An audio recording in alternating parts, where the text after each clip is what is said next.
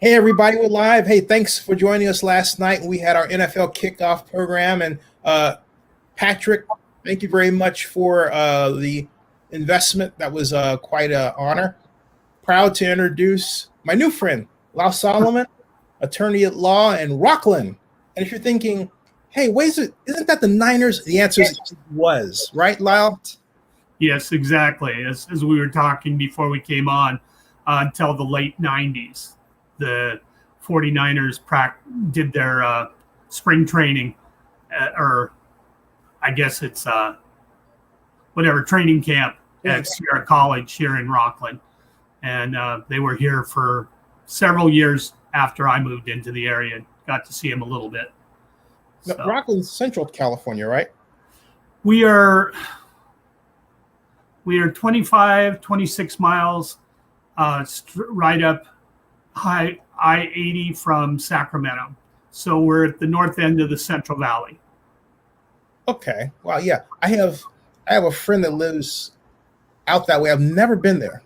Would you believe? I gotta make that trip. Are they in Rockin or one of the surrounding towns? She's actually in Turlock, past Turlock. Okay, but that's far south. Yeah, and that's why I got screwed up. See, we are we're about 2 hours from the Golden Gate Bridge. Okay.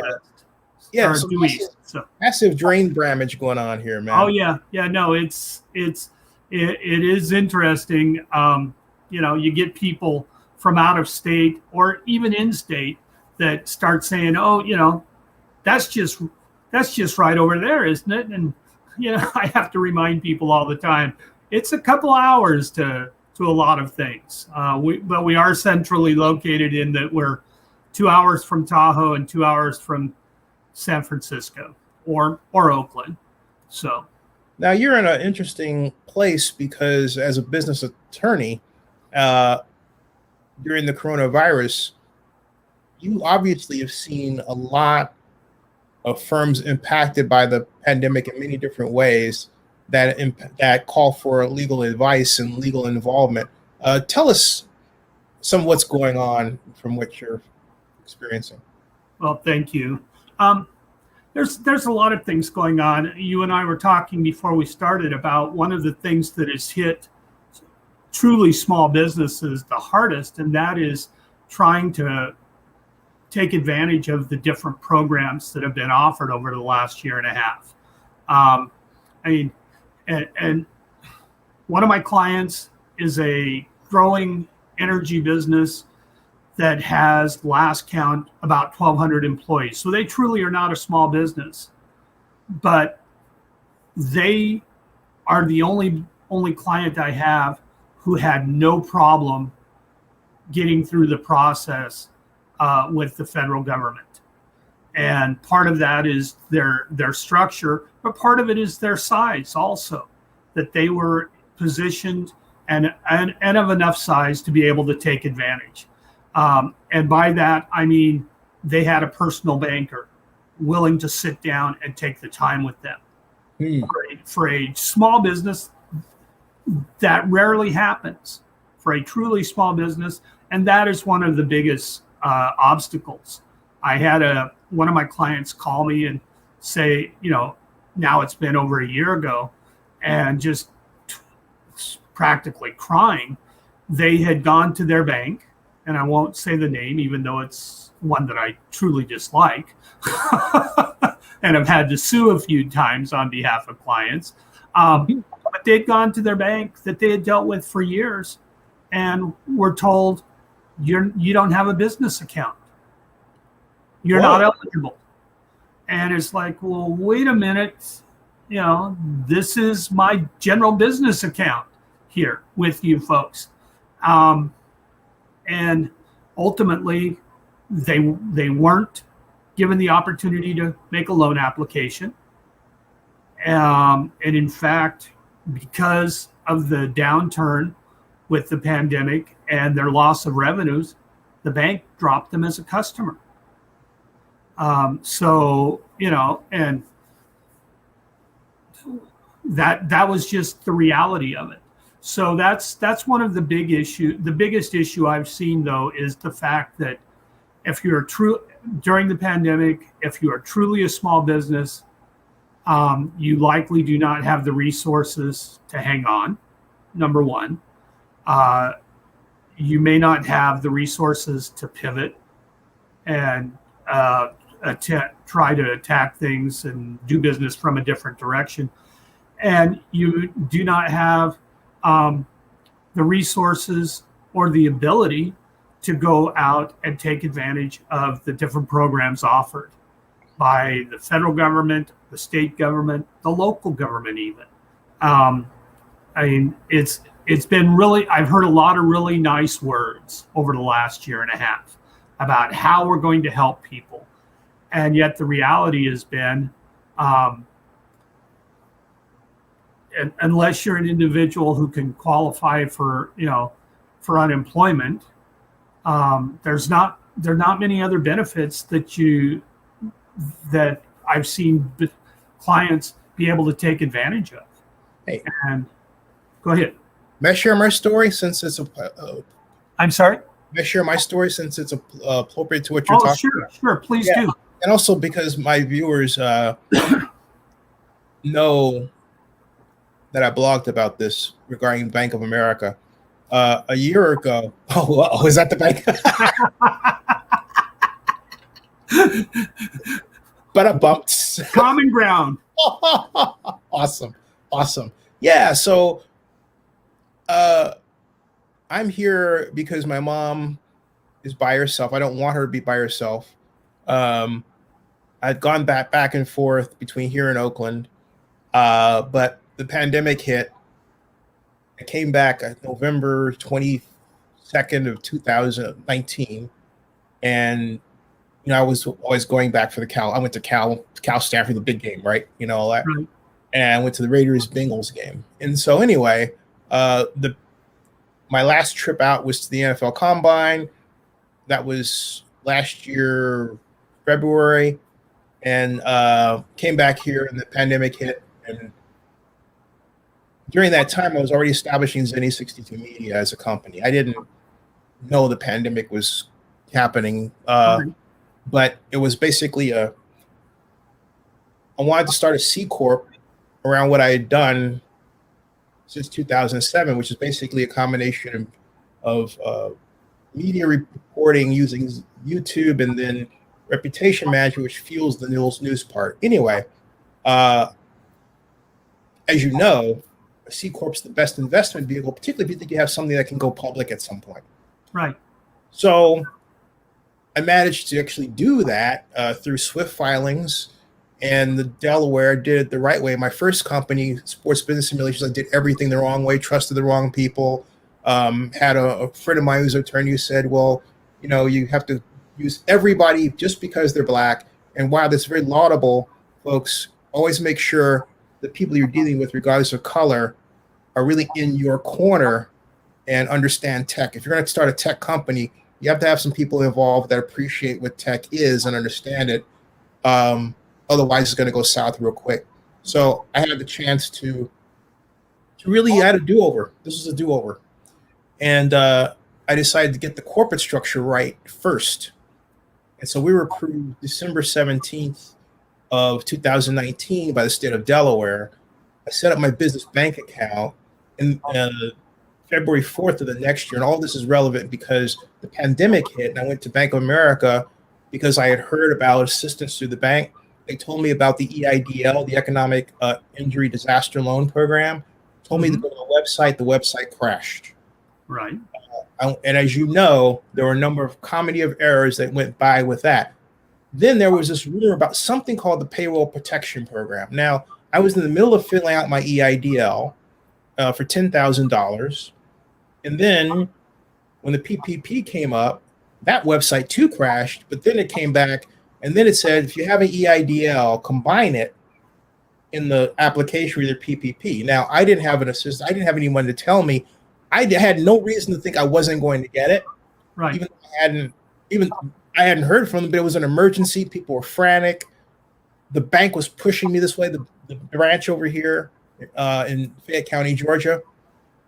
And then Bank of America itself had this portal, and they were sending they sent me 4 emails space of a day. You got to get this in right now. You got to hurry up, get it in, hurry up, right? So I do. And I got, this is public, $23,750 for Zenny 62 Media. On top of that, we had our clients, but there was a danger that one client, which eventually did go away, was going to go away because of the pandemic. And that, so what I did was sort of, what's the word? A precursor, actually, for want of a better term. But what happened was, starting in August, I thought, I've lost 3 potential clients because of the pandemic. I better seek some more relief here.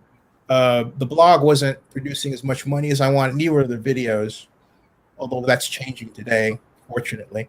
And so what happened was, all of a sudden then, I got the strangest email from Bank of America in October saying that I owed them $10,000 and that they gave me an option that I could either pay the SBA or they were going to take it out of my account if I pressed the button.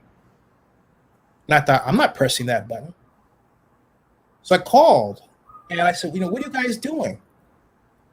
They said, well, you owe us $10,000. I said, why? Well, you shouldn't have gotten an EIDL. I said, based on what? You all told me at this branch, when I gave the address to file it, I gave the specific date. You never got back to me with a yay or a nay, but you asked me to fold it into the PPP loan. That was on your application, which I filled out, which you had ample time to say, hey, Mr. Abraham, you shouldn't have done X, but you didn't do that, right? Okay, so basically, and why would you reject me for $10,000 in the middle of an economic emergency anyway, when I clearly have a business approved by the state of Delaware, a letter of good standing by the state of Delaware, stock paid, in other words, I've done everything right? Everything. And so because of that, I'm massively livid, right? Yeah. So the guy on the phone says to me something very surprising. Mr. Abraham, you're right. I remember that. We were very frantic. I'm really sorry. Yeah. Great. Yeah. So, hey, okay. So I'm thinking, all right, fine. All right. They invite me to file. I did get an EIDL of $20,000. Then they said file an increase. So I did. I got rejected. But I didn't get a reason why. So they said, oh, reapply again. So I did. And I'm waiting. Then they said, you didn't fill out your 4506T correctly. Well, how did I not do it correctly? And I kept asking. It took me months to get an answer. When I finally got an answer, I said, well, instead of telling me what I did wrong, why don't you tell me how to do it so it's right? Yeah. So I finally got a lady, and that was a comedy of error. That was a comedy of not so much errors, but a comedy of people in different places in the United States that I was talking for different reasons. For example, I got a call from a guy out of the blue, an email from a guy in Bend, Oregon, who was an attorney, who asked me if I held a board meeting to approve the loan that I got. And I said, yeah. So I gave him the paperwork. The board is myself and my mother. Right. No big deal. But I said, when I was looking him up, even though the only marking that he said was SBA related was on his LinkedIn, he had nothing else. I found a website with his name on it. He's a divorce lawyer. So I'm thinking, and excuse me, I'm saying, what the blankety blank is a divorce lawyer doing contacting me? So right away, I'm thinking fraud.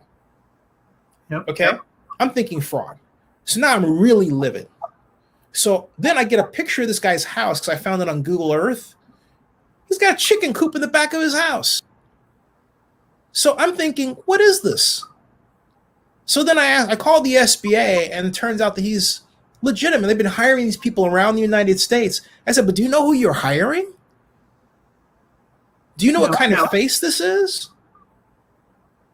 So I gave him his answer, fine. So then I get another email from a guy named Jim Atchison out of Dallas, who is an SBA lawyer, who had asked for my tax forms and everything as I'm going through this nightmare with the EIDA on the 4506T for basically 10 times total. And I called him and I said, wait a minute, why are you asking for this? I need your help, Jim. He says, I don't know what's going on. Somebody is under the impression that your company doesn't exist because you have 2 URLs. I said, excuse me? Well, yeah, you have, you can't make this stuff up. Right, right. You have Zenny, I have Zenny62media.com and Zenny62media.net. Yeah. He goes, I know. It's stupid. I said, what's going on? I don't know. It would have been nice if you had told me who the name was so I could basically put them out there as news and have them drawn and quartered. Right, right. But, and it gets worse. I get a hold of 2 women, and I say it just like that because they talked to me like I was a junkyard dog in the hood. I said, wait a minute. My 4506T has our EIN number. We have an EIN and a DUNS number. You want to use my social security number. That's wrong. My firm has a different credit rating than I do. Why are you doing that? I have 7 bloggers. They're independent contractors. Oh, you can't use those. Well, it said I could have before. What are you guys doing? Right? So they're on the ledger. I'm paying them. 2 of them are disabled. They need the money. They're living out a dream being able to vlog and make some money doing it. So, all through this, my blood pressure is like through the roof. Mm-hmm. I'm taking my pills. I'm taking, high blood pressure tea to get my blood pressure down, all this stuff, going to the gym, not much because of the pandemic. Hey. So anyway, I then talked to this lady, Sharon, out of Atlanta, who, in coded words basically tells me, I think she thought I was white, and she's white. And she said some stuff that was rather racist. And I'm thinking, what the heck is going on here? I still have not gotten my increase. Yeah. I then put out, because I'm on the White House press list. Zenny to me is on the White House press list since 2012. I'm now on the Department of Labor's press list, and I'm on the SBA's press list. So if I wanted to, and if it a pick, I could decide to flood their frickin' Google News results for a day, and they can do nothing about it. Okay? Right. So I put that out there. They have this $2 million increase. I'm reading, and I'm thinking, wait a minute.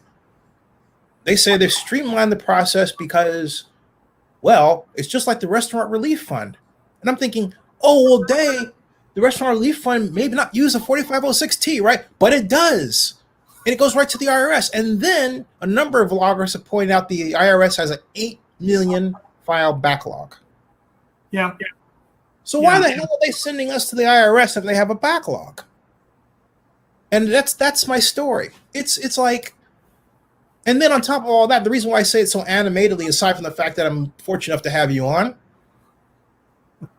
I went to run an errand for my mom to Kroger here. A woman is going out the store. A woman you walk by, wouldn't pay attention, middle-aged, brunette, white, looked like she just, it's a Friday. It's warm here. It's humid. Maybe she did some athletic stuff. She's obviously a parent. But she had a cart full of grocery.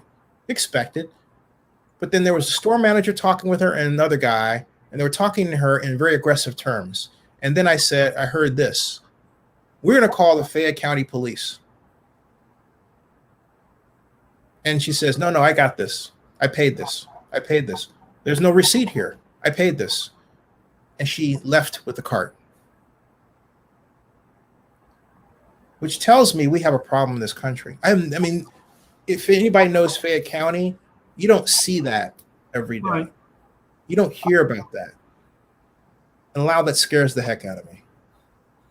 Well, yeah, it's scary times. It's been scary times for, since before the pandemic began, but especially since the beginning of the pandemic. And the things that you're describing are with paperwork and with dealing with banks and lending institutions where the right hand doesn't know what the left hand is doing makes me think back to 2008, 2009 with the recession and the housing bubble. Because what you've described, your experience sounds exactly like what homeowners trying to do mortgage modifications went through and are still going through. Being strung along for months on end, with no end in sight, being, to have somebody come back 6 months after initial application to say, we don't have your paperwork. And the bank that you experience that with, in my opinion and in my experience, has been one of the worst offenders. And so we're dealing with banks that are bureaucracies who have nothing in mind but how do we make a dollar out of this, and that gets compounded with the fact that we have a government agency, the IRS, which was already drowning in paperwork. I mean, if you've ever tried to deal with them, unless they're coming to take assets to satisfy what they want, they're unreachable, and that's pre-pandemic. So, I'm certainly not advocating a new bureaucracy or a new agency. We don't need another one, but we need somebody within what exists who's actually competent and who can take charge of these things and make it work. And those are the people that I've seen maybe not succeeding, but at least surviving during the last year and a half, is those that have figured out, okay, this is what my strength is. This is what I can do. What do I need to be able to do that in this situation? And, that the unfortunate part is that there are just too many people, too many organizations, too many agencies that don't see it that way, that aren't willing to make, do whatever is necessary to get things done and to have them move forward. Why? Why is that? That's shocking. Well, it's shocking, but it's not at the same time. I have in the last 25 years dealt with government agencies, specifically in the state of California. And I can tell you that today I am hearing the same issues raised with those agencies that I heard 25 years ago. Nothing has changed within those organizations. In the mindset there to make it better, despite the fact that there's been lots of talk, there's been lots of things go on that should have prompted change, but it hasn't, because they're able to continue going forward. And then from a business standpoint, let's look at, let's use your Bank of America as an example. Bank of America, in the mortgage and housing disaster, 12 years ago, acquired Countrywide, and has been trying since then, supposedly, to clean up those subpar mortgages, those, and all those problems that were there. And yet I have a client who deals with repossessed and bank-owned homes as part of his business. And he and I finally made a decision to quit dealing with Bank of America because their attitude was they didn't want to deal with anybody. They were doing fine with what we were doing 10 years ago. So why should we do something different? And, it's an institutional thing with them. We've always been able to make, 50 cents on the dollar by doing this. Why should we change? Why should we change? And why should we adapt for anybody else? As long as we can continue to make that same profit margin, we should move forward.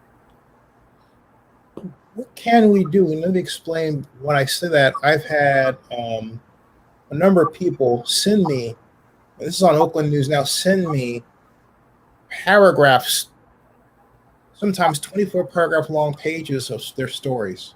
Right. And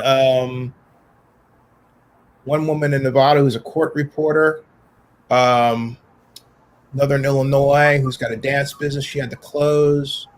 I've been contacted by actually a lawyer in San Diego early on, all with one thing in common: Bank of America. Yeah. And I'm going to make a suggestion that doesn't make me popular with that, and that is that, and I'll say this right up front: I'm not the man to do it. I'm a one-man shop, and it's much bigger than that. But I would invite a law firm to go out and seek members to do a federal class action. That's what we've talked about.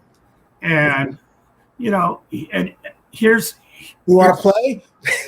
Yeah. Well, here's the sad truth about doing a class action.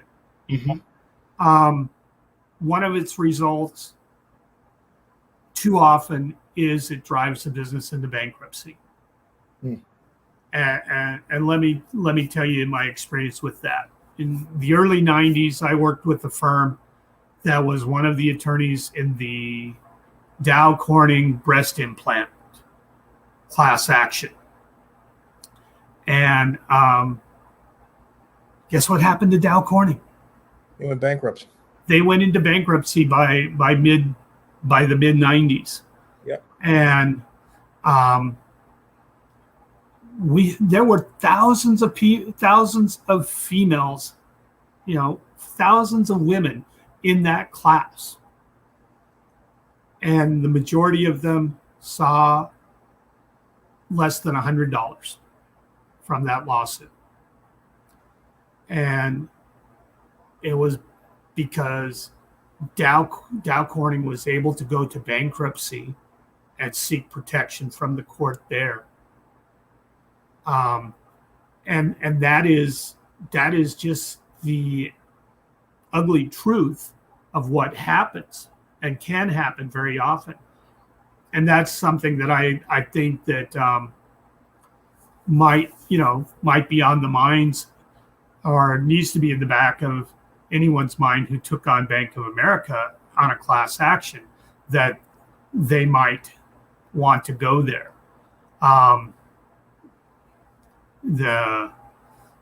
the same time, I've heard Bank of America compared to AIG and too big to fail, and we can't let it fail. Well, then slap them, slap their hands.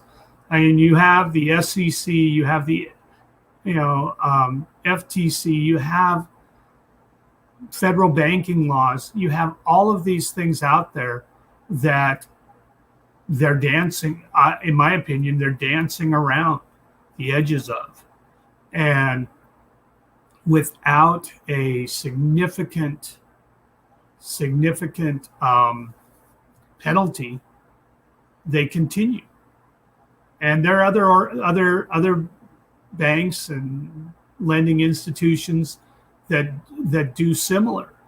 But your experience, my experience, the experience of my clients, seem to highlight one offender above that kind of stands above the others.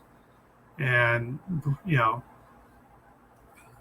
and until somebody brings an action large enough, I mean, my one client likes to brag about going against Bank of America and winning.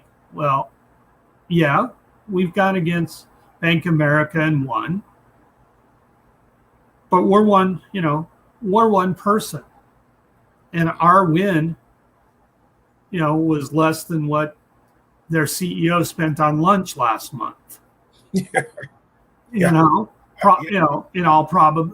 likelihood, so that did nothing for the overall problem. Yes, I'm glad my client won, and I'm glad we were able to resolve things, but it's not going to change that institutional excuse me, mindset that we're big, we're too big, we're bigger than you. We can tell you what to do and what not to do. And sorry, one hand doesn't know what the other hand's doing, but we're going to continue doing it anyway. It's just, that's the reality of it. Where's Congress in this? And I ask because I've reached out to, and I'll say this publicly, my representative, Barbara Lee, and I haven't heard anything back from her. I even got so far as to, I happened upon a document that had all of the emails of the chiefs of staff and the representatives of each and every Democrat and Republican House and Senate member. And I contacted 42 of them at once, didn't hear anything back. Yeah, well, unfortunately, that's not unusual. When I was a child, it was a really big deal when you wrote your congressman and they wrote back. And I had friends who had the framed letter, the framed response. And I don't hear that today. In fact, I haven't heard that in the last 20 years. We used to have a congressman who was good, who was best friends, according to a mutual friend we have. And our mutual friend, whenever the congressman was around, he would bring him around. And I tried to have conversations with him in a very casual, non-confrontational setting. And I'd ask him, fairly innocuous questions, not, in fact, he and I are alumnus of the same law school. And one year I noted that the alumni newsletter didn't mention him as a notable alumnus in Washington, D.C. And I happened to see him at, my friend's house within a month of that. And I mentioned it, and he turned away from me and didn't want to speak to me about it. So, I don't know what the problem is there, and I don't know why we don't get responses from these people that we've elected. Yeah, that are there to represent us. I think, the fact that you wrote 42 of them at one time, I hope you're publishing that contact information through your website, through your media sources. I will do that. Yeah, because it's easy to ignore when it's one person, whether it be by email, by mail, or even in person. Mm-hmm. It's easy enough when one person says something, but when it becomes an onslaught, if when I tried talking with my congressman, if everybody else in the room had said, yeah, hey, what about Lyle's question? What about that? He couldn't have just turned away. He would have had to respond in some manner. But because it was only one person, even as in a small setting, it was easy enough to turn to somebody else and and go on to some subject matter that he wanted to talk about. And, like I said, I wasn't confronting him at all about any, other than asking, hey, why do you think the school didn't find you notable enough to mention in this article? I mean, gee, I thought I was giving him an opportunity to, go after our alma mater and discuss how frustrated he was with it, because I've been, that was part of me. I was very frustrated with my alma mater. Yeah. And not because they hadn't mentioned him, because of, other things that have gone on at the school. I mean, I could care less if they mentioned him or not. I don't believe I ever voted for him. And, but that's, but I knew, it's an ongoing problem, and it's not an unusual occurrence, I'm afraid to say.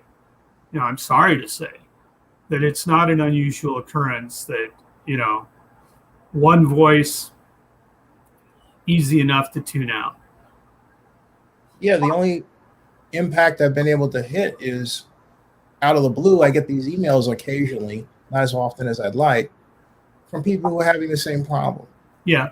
Then very recently, it turned into a fairly decent sized group of people from around the United States. Enough, not like 20, but 8. Right. But for me to know that there's a problem when these people, one occurrence, that could be a unique circumstance. 2, okay, but when it gets to be 3, 4, half a dozen, talking about the same thing, then you know that it's not just you. Right. It's not just your experience. And that's, unfortunately, that's the thing. I mean, I go back to 2008, 2010. And it's what I saw then, I am starting to see now, again, being repeated. 2008 through 2012, the number of bankruptcies filings by individuals and small businesses rose dramatically in the state of California. I'll just talk about California. Mm-hmm. And in our specific area here in Northern California, the bankruptcy filings rose dramatically. And I talked with filers. I talked with people all the time about it. And the biggest cause was the economic downturn from the fall of the housing market. So by 2012, 2014, that increase had dropped drastically. Everybody's back on, economy's on the rise again. People are not feeling the need to go to bankruptcy for protection. They're finding other solutions. There are other solutions available, and the economy seems to be doing better. Well, we've just had a year and a half where the economy, for some, has been the worst it's been since the Depression. Yeah, probably since the Depression. And I've looked. Bankruptcy filings, at least in Northern California, are on the rise again and will continue to be. I mean, I speak almost every day with somebody that says, well, is bankruptcy really a good option for me? And I tell them, well, look, go have a free consult with somebody who specializes in it. But let me, I'll tell you the pitfalls I see, the advantages I see, and, the things that I would look at before actually filing. So somebody said to me the other day, one of my small business clients said to me, Lyle, it's not fair, but the rich get richer as the poor get poorer. And that's unfortunately exactly what I see. right now. And it's not just the, the single breadwinner family already struggling paycheck to paycheck. It's also the small business that doesn't have the resources that I talked about at the beginning to go take advantage of the different programs and to be sought out. I mean, my 1,200 employee business, energy business, made one call.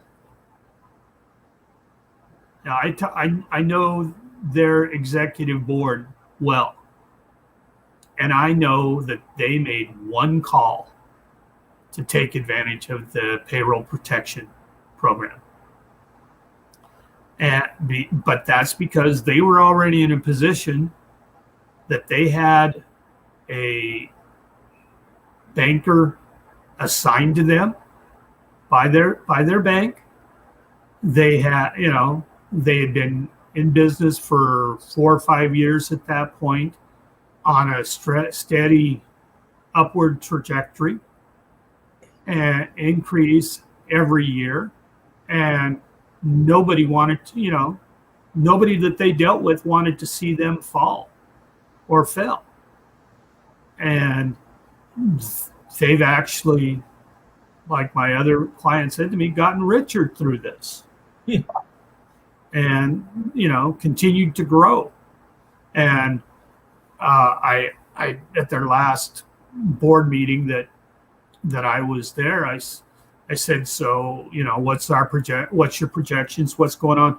Well, we had to our profit margin got cut by 2% over this last year.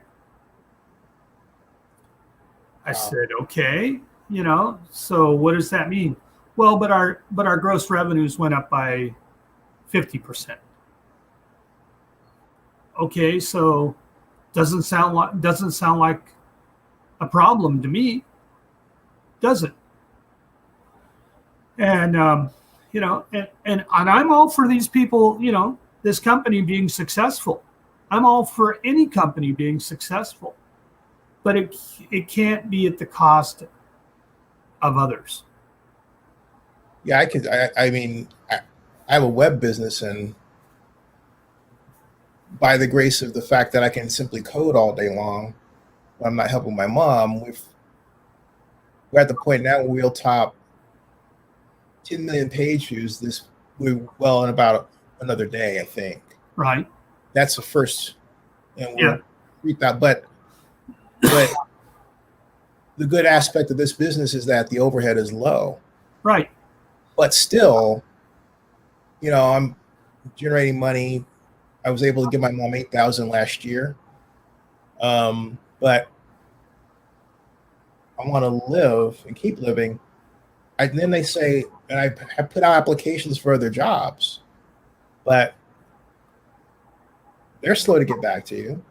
No. Gotten some people looking, but then all of a sudden I was fortunate enough to turn around and I hit a revenue milestone with Oakland News Now I never hit before. Right. Well in the 4 figures this month. And I'm crying tears of joy because of the work. Because other than that, I'm thinking, where else do I turn? And I've got the SBA basically being buttholes. Right. Money saved. I've got one client who's been one of my best friends, but last year I wasn't playing at the margins. Yeah. And I think the mistake that I made was, and this gets to a hard and fast rule about media. That's a fact. I'm not a journalist.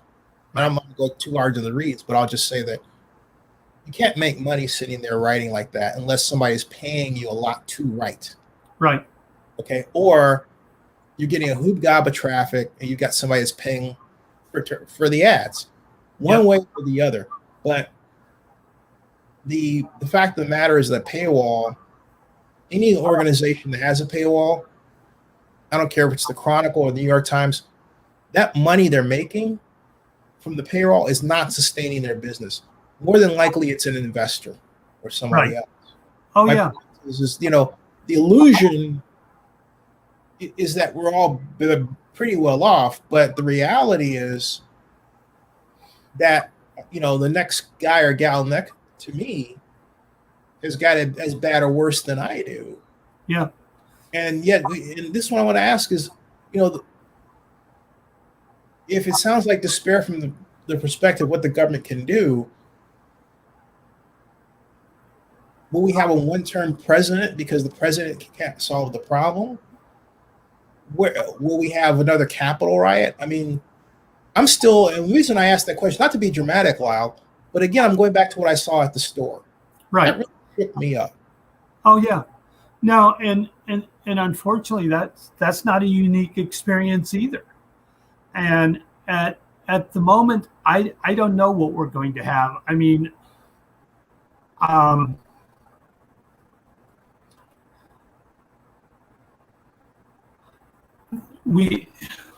there is that likelihood. I have a good friend who said to me during the presidential election, we don't elect somebody to solve problems. We elect somebody to get in response to who's already there. Mm-hmm. And it's sad, but it's, in a way, it's very, it appears to be very true. So if there isn't some fundamental changes, yes, we may have a one-term president. We may have more rioting or violent demonstrations, however we want to put that, because there is right now a sense of entitlement among citizens, among people, that I don't think has ever been as prevalent in our country's history as it is right now. Explain that. I think I know where you're headed with this, but well, let me explain that, because in a couple of examples. Yeah, you may be tying in something that's been in the back of my mind I couldn't put together. So I'm really anxious to hear this. So I deal with a young man who's turning 18 soon, and I have sat down with him at different times and said, so what are you going to do with your life? What do you're graduating from high school. What are you going to do? And the first response is, I'm going to move out. Okay. You're going to move out. You're going to move out from mom and dad. Great. What are you going to do? Well, I want to move to Southern California. Okay. What are you going to do? I want to live on my own in Southern California. So now I change my question. So how are you going to do that? Well, I could do TikTok. I could do Instagram. I could do YouTube. Are you doing those things? No. So what are you going to do? And we've had the discussion that, in my mind, he's a perfect candidate for the military. It would give him some direction. In fact, I've talked specifically with him about different ideas of what he could do in the military to get training for after service, for a civilian job after service. He hasn't gone anywhere with it. But if I ask him, what are you going to do? The answer always comes back to, I want this, I want that, I want to do this. That's what I mean by entitlement. I also have seen it. Add something real quick before you go off that, Sure. and tell him, please, as one of YouTube's pioneering partners, you have to have 1,000 subscribers. And most people I encountered lately who say what he says, who are younger, they have maybe 100 or something. Right. and then they spend a lot of time giving free content. And I remind everybody, a common comment on Facebook is worth $1. So you're giving money to Facebook. Right. And so I always tell people, build your own blog, go on Google AdSense. Even if it's just a little bit, you clear $100 a month, that's something, right? Yeah. Oh yeah. But people don't know that. They just enamored with a number and they think they're doing something. Yeah. No.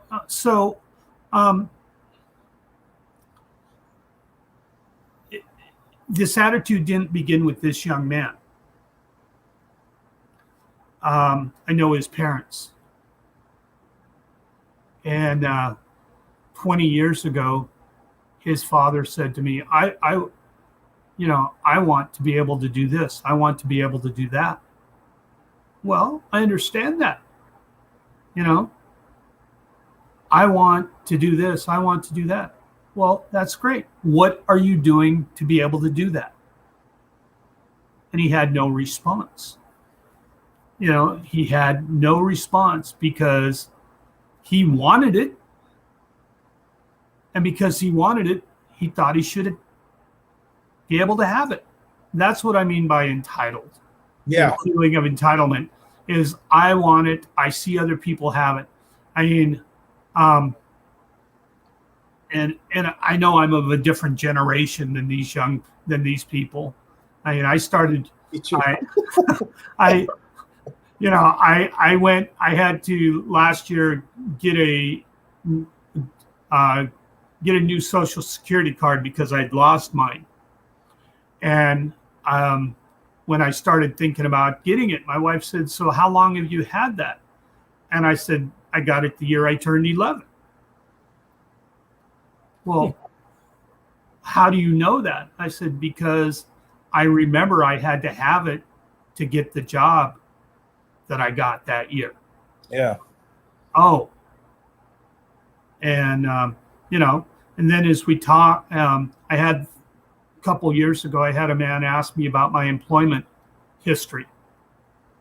And I said, how far back do you want me to go? He says, well, since high school. I said, you're talking 40 years. And, and so, but here's the difference. Here's the difference. And I've told this young man and I've told his parents the same thing. My wife and I were married 25 years before we took a vacation of any substance, just the two of us. And it wasn't just the two of us. We went on, my friends of ours invited us to go with them to Hawaii and said, we know it's your 25th anniversary coming up. You should do this for your 25th anniversary. Well, we did, but that was the first time. And you know how we justified it? They had a timeshare and a rental car that they weren't charging us for. So it cost me my food and airfare. Nice. But that's the difference there. Right. I mean, young people say, I hear way too often, not just young people, people of every age say, well, so-and-so has this, why don't I? I should be able to have that too. Well, everybody should be able to have what they want, shouldn't they? The thing that gets ignored is that there's a price for that. Right. There is a price for it. Excuse me. And if you're not willing to pay the price, you don't have it. You don't have it. Nope. I mean, here's another quick example of this. Years ago, I guess it's been 10 years now, a young couple we knew, young family, bought their first home. And I talking with the wife, and I said, well, congratulations. I hope you're happy in your new home and hope everything goes well with your move. Excuse me. And she said, Lyle, The only thing we need now is for you and your wife to come do our backyard. And I looked at her and I said, Brittany, that's not going to happen. And she says, well, you have a beautiful backyard. I'd love you to come. I'd love for the two of you to come do my backyard. And I said, Brittany, we've lived in our house for more than 20 years. We're still working on that backyard every week. It's taken that 20 years to get it to where you see it today. So, go start yourself on it. Because you're not going to, number one, I'm not going to take the time. I don't have the time to go do it for, but it's not going to happen overnight either. You don't achieve these things. You don't, acquire these things that we want overnight. And for those that do, you've seen it. I mean, you've got your NFL draft shirt on.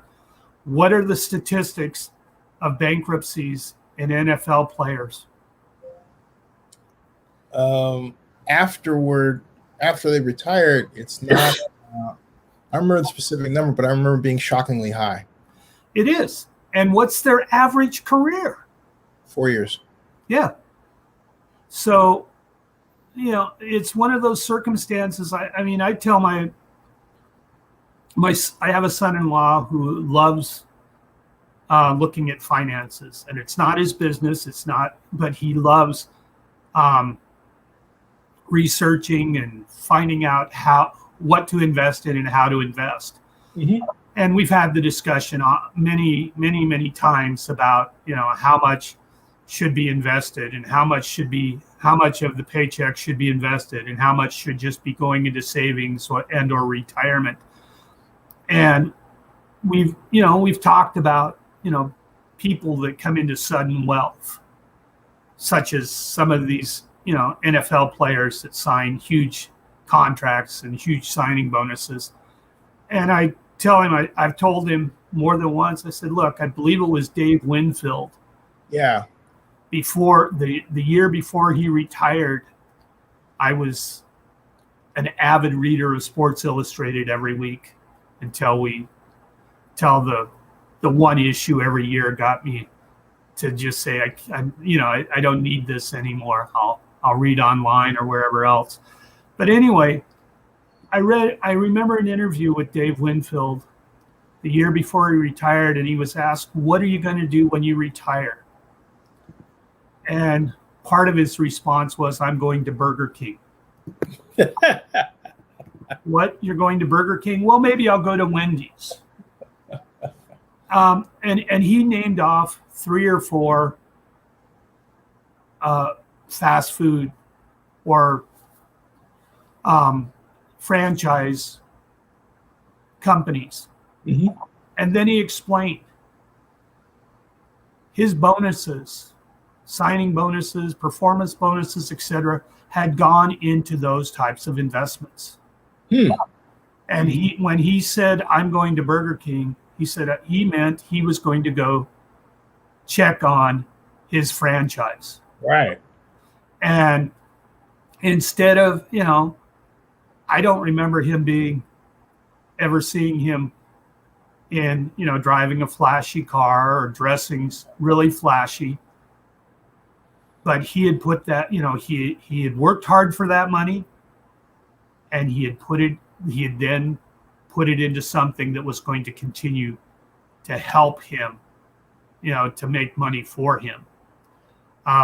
That's just, and I don't know where he learned that. And I don't remember the article talking about, so where did you learn to do that? But it's always stuck with me.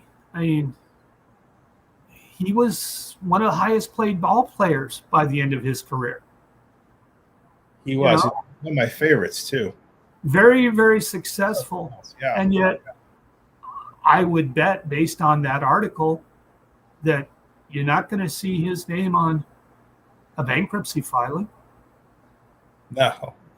And you're also not going to see his name on a 10,000 square foot house deed, house contract. It's nice to have things, but it's also you have to remember that there's a price to be paid for them.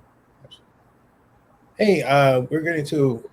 I know, but this has been great because it clued me into something I wanted to do. I don't know if you'd be open to it. I'll ask, but I want to get all the people that have contacted me that are the different touch points of this problem. We don't have a lawyer.